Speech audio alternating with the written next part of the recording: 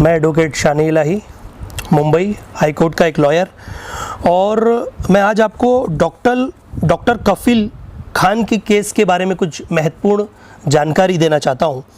ये देखिए, मेरे पास जो ये एक रिट पिटीशन है 264/2020, ये रिट पिटीशन की अगली सुनवाई 27 जुलाई को है इलाहाबाद हाई कोर्ट में।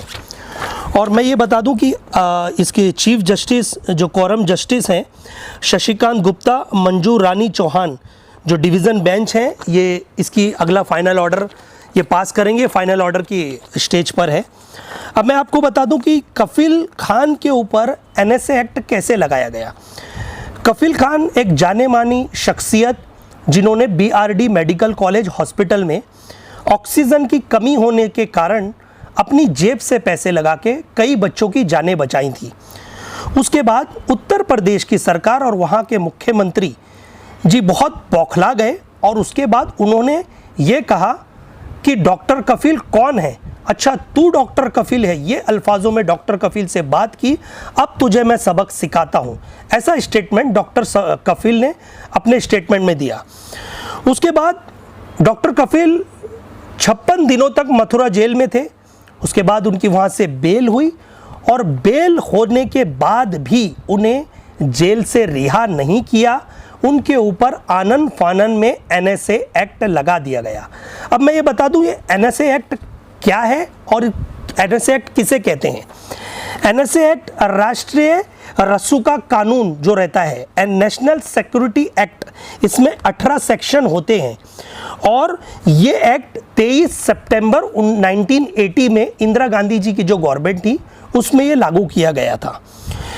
इसका प्रिवेंशन जो डिटेंशन रहता है वो नॉर्मली 10 से 12 दिनों का रहता है, जब तक सरकार को ये लगता है कि ये सस्पेक्ट है, और अगर सरकार पूरी तरह से एक अपने एविडेंस कोर्ट में नहीं फाइल करती तो बंदे को रिलीज़ कर दिया जाता है। लेकिन अगर सरकार को ये लगता है ये संगीन है, देश में ऐसे गतिविधियों को चलते तहत नुकसान पहुंचा सकता है, तो इसमें 12 महीने का डिटेंशन चाहे तो सरकार बढ़ा देती है। अब ये बता दूं, इसमें अधिकार हैं डिस्ट्रिक्ट मजिस्ट्रेट कोर्ट को और कमिश्नर को वहाँ के कि इनके ऊपर कार्रवाई करें। इसमें कोई वारंट नहीं होता, कोई एफआईआर नहीं होती, संगीत सस्पेक्ट होने के नाते इन्हें अरेस्ट कर लिया जाता है, चाहे वो कोई भी स्टेट में हो।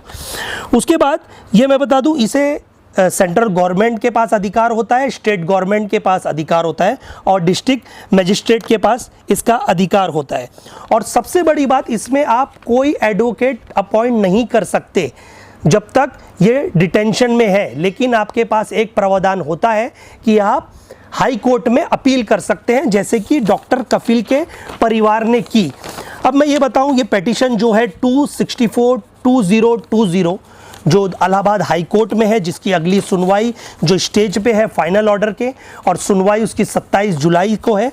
और मैं ये चाहता हूँ सभी भारत के देशवासियों पे, अगर एनएसए एक्ट डॉक्टर कफील खान के ऊपर लग सकता है, जो एक पेशे से डॉक्टर है जिसने कई मरीजों की जानें बचाई, जहां पर बाढ़ पीड़ित एरिया हो, जहां पर बच्चों की जान बचाने का विषय हो या गंभीर बीमारी फैलने का विषय हो, डॉक्टर कफील वहां पे हाजिर रहते हैं, फ्री ऑफ चार्ज में बच्चों की मदद की। बस सरकार को पता नहीं उनकी क्या बात बुरी लग गई, उनके ऊपर एनएसए एक्ट लागू कर दिया गया।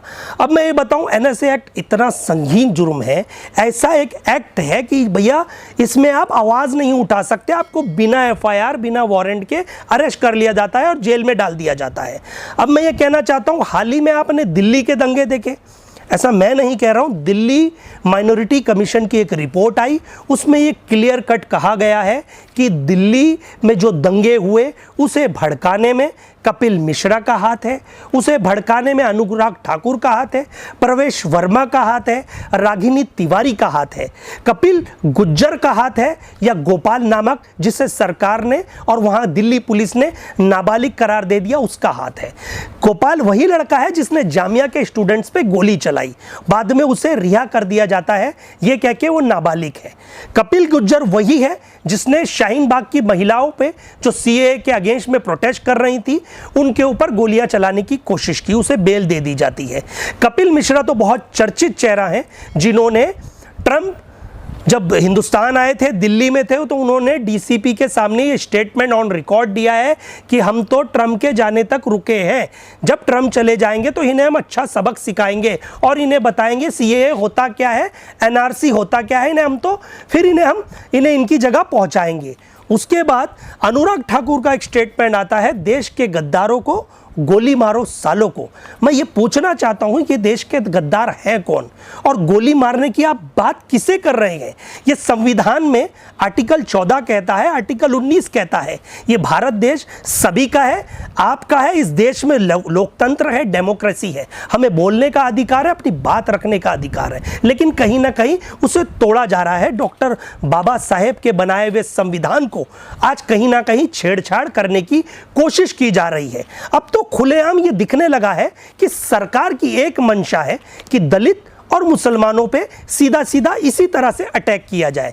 हाल ही में आपने देखा, जिन्होंने सीएए का प्रोटेस्ट किया, सीएए के अगेंस्ट में प्रोटेस्ट किया, जामिया के स्टूडेंट्स हो या अलीगढ़ मुस्लिम यूनिवर्सिटी के स्टूडेंट्स हो, उनके ऊपर अनलॉफुल एक्टिविटी प्रिवेंशन एक्ट लगा के जेलों में डाल दीजिए गया।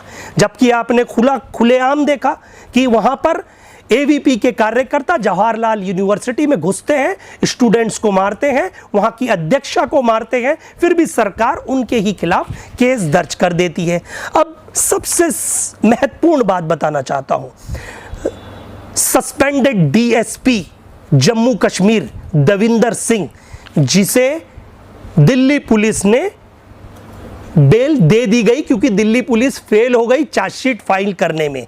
3 महीने का वक्त रहता है चार्जशीट फाइल करने में, लेकिन दिल्ली पुलिस हो सकता है यूएपीए और सीए एनआरसी में बहुत बिजी थी, जो वो चार्जशीट फाइल नहीं कर सकी। लेकिन उसके बाद देविंदर सिंह वो आरोपी थे जिन्हें संदिग्ध आरोप में पकड़ा गया था, जिन्होंने आतंकवादियों को खुलेआम मदद की, हथियार मुहैया कराए। रिकॉर्ड है, आप पढ़ सकते हो, टाइम्स की रिपोर्ट है, उसमें बताया गया है। तो मैं सरकार से यह पूछना चाहता हूं, एक डॉक्टर कफिल, एक पेशे से डॉक्टर जो गरीबों की मदद कर रहा है, बच्चों की जानें बचा रहा है, हाँ, बस उसका कसूर यही है कि उसके नाम के आगे मुसलमान शब्द जुड़ा हुआ है।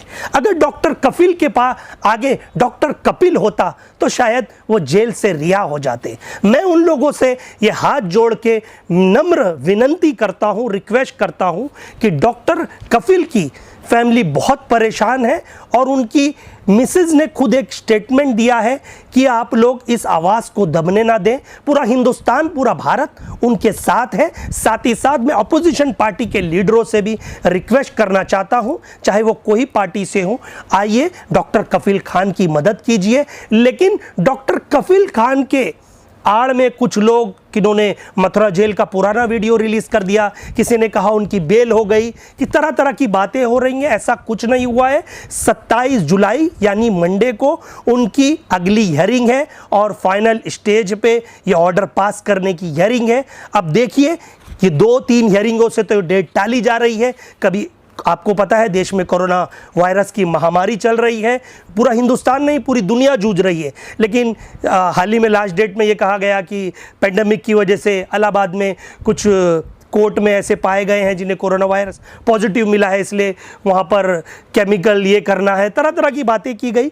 लेकिन मैं ये कहना चाहता हूँ कि क्या ये इतनी सी चीज़ों से एक बेकसूर आदमी को जेल के पीछे रखना आखिर कहाँ तक सही है? मैं खुद एक एडवोकेट हूँ, मैं खुद एक सोशलिस्ट हूँ, लेकिन मैं आज ये आवाज़ इसलिए उठा रहा हूँ, आज डॉक्टर कफिल है, याद रख लिए, आज डॉक्टर कफिल है तो हो सकता है अगली बार ये आपकी बारी हो या मेरी या किसी और की, देशवासियों की। क्योंकि याद रखिए, जो देश की सरकार जब गूंगी बैरी हो चुकी होती है तो फिर वहाँ पर वो ऐसे ऐसे हुक्मरान कदम उठाती है। आपको पता होगा, जब हिटलर देश की, जब आज़ादी से हमारे महात्मा गांधी लड़ रहे थे, आज़ादी के लिए लड़ रहे थे, भगत सिंह लड़ रहे थे, अशफाकुल्ला खां लड़ रहे थे, पूरे देश की रानी लक्ष्मीबाई लड़ रही थी, अपनी प्राणों की आहुति दी। उस वक्त भी मैं ये कहना चाहता हूँ, जब वो नहीं डरे थे, हिटलर की मनमानी से वो लड़े, अपने प्राणों की आहुति और देश में तिरंगा फहराया, इस देश को आज़ादी दिलाई। तो आज डॉक्टर कफील के लिए हम पूरे भारत देशवासी एक होके, चाहे वो कोई धर्म से ताल्लुकात रखते हो, वो हिंदू हो, मुसलमान हो, सिख हो, ईसाई हो, लेकिन डॉक्टर कफील एक बेकसूर इंसान है। उनके परिवार की मदद कीजिए, चाहे वो अधिवक्ता हो कोर्ट के, चाहे वो कोई अदर एक्टिविस्ट हो, सोशलिस्ट हो, सोशल वर्कर हो, या जर्नलिज्म हो। मैं जर्नलिज्म करने वालों से भी हाथ जोड़ के रिक्वेस्ट है कि सही सही खबरें चलाएं। अगर एक बेकसूर को आप सलाखों के पीछे डालते हो तो याद रखिए ये देश वो परिस्थिति में चला जाता है जो हिटलर अपनी हुक्मरानी करता था। लेकिन आज मैं ये कहना चाहता हूं, डॉक्टर कफील को रिहा कराने के लिए सोशल मीडिया का प्रावधान है। कोई कानून को हाथ में ना लेते हुए प्रॉपर तरीके से डॉक्टर कफील के समर्थन में आए सभी देशवासियों। और सबसे बड़ी बात तो यह है, डॉक्टर एसोसिएशन जो मेडिकल एसोसिएशन पूरे देश में इतने बड़े लेवल पे है, वो आज चुप बैठा है। हो सकता है, मैं समझ सकता हूं कि डर और भय ने आपको खामोश कर दिया है, और कुछ पत्रकार जो ये न्यूज़ दिखाना नहीं चाहते, तो मैं उनसे कहना चाहता हूं, अगर ऑन रिकॉर्ड रागिनी तिवारी के एविडेंस आप देख लीजिए, उनके वीडियो देख लीजिए, तो आपको लगेगा ये एनएसए एक्ट के भी संगीन आरोप है। लेकिन वो आज खुलेआम है, खुलेआम धमकियां दे रहे हैं लोगों को। कभी आए दिन सिर्फ टारगेट बनाया जा रहा है, चाहे वो हिंदू हो या मुसलमान हो। अब 5 तारीख को तो आपको पता है राम मंदिर का शिलान्यास होने जा रहा है। हम उस विषय पर कुछ नहीं कहना चाहेंगे, सरकार का विषय है। इस देश में हम जस्टिस को मानते हैं। कानून ने जो प्रतिक्रियाएं रखी, कानून के जो ऑर्डर आए, पूरे देश ने उसे सराहा। लेकिन इस वक्त बात करने का डॉक्टर कफील का है, जो बेकसूर है, और उसे आज़ाद कराना है। हम सबको जिस तरह से हमने आज़ादी ली थी, आज हमारा वक्त आ गया है सबको मिलजुल के अपनी कलम से सरकार को लेटर भेजें, सरकार से सवाल पूछें, सरकार से रिक्वेस्ट करें कि आखिर डॉक्टर कफील कहां तक मुजरिम है, और है तो कैसे हैं, और उनके ऊपर NSA act, national security act, आखिर इतना संगीन आरोप कैसे लगा सकती है सरकार? क्या एविडेंस है उनके खिलाफ? स्टेटमेंट देना कोई वो नहीं है। आप संसद में देख लीजिए, आपके नेता देख लीजिए, दिन रात हिंदू मुसलमान के ऊपर स्टेटमेंट देते हैं, दंगे होते हैं, किसी के ऊपर एनएसए एक्ट नहीं लगता। तो मेरी सरकार से यही गुजारिश है कि डॉक्टर कफील खान के लिए हम सभी, हमारे हिंदुस्तान देशवासियों से कफील खान के लिए समर्थन में आगे आइए। ये देश जितना उनका है उतना हमारा है, क्योंकि इस भारत देश की आज़ादी में हमारे पुरखों ने भी कुर्बानी दी थी। और ये अगर हंसते हंसते ये आज़ादी का सवाल है, तो वो भगत सिंह की 4 लाइनें याद आ जाती हैं कि सर कटा सकते हैं लेकिन सर झुका सकते नहीं, अपनी आज़ादी को हरगिज़ हम मिटा सकते नहीं। जय हिंद, जय भारत।